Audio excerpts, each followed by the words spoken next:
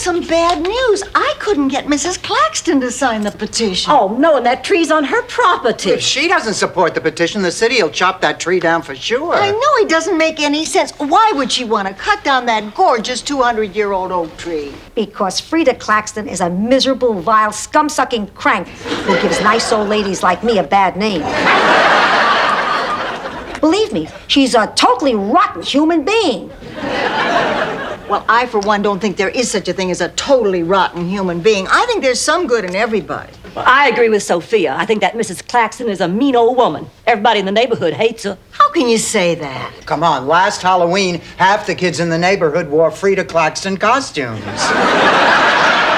Well, maybe she's just one of those people who needs to be shown some kindness.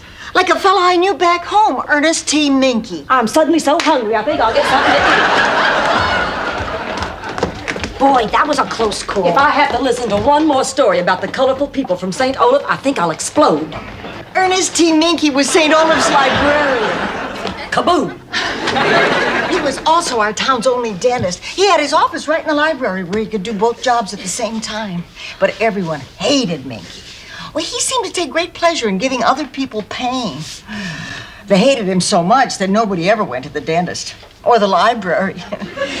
In 1938, you could tell if someone was from St. Olaf. They were illiterate and they had teeth that looked like Indian corn. Thank you, Rose.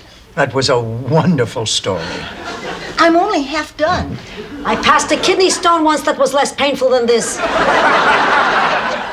One summer, I worked up enough nerve to check out the latest Nancy Drew mystery, and Mr. Minky was stamping my book, and his tie caught in the stamping machine.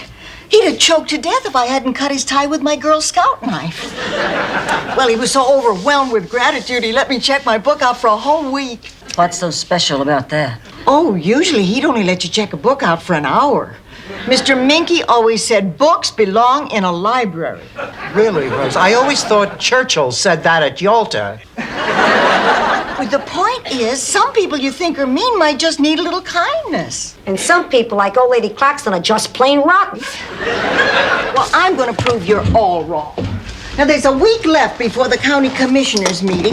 I'm going to be as nice to her as I can, and I'll bet by the time I'm through, she'll be as anxious to save that tree as we are. Hello, Miss Claxton. This is Rose Nyland. How are you? Well, I've never sat on one before, but wouldn't that be painful?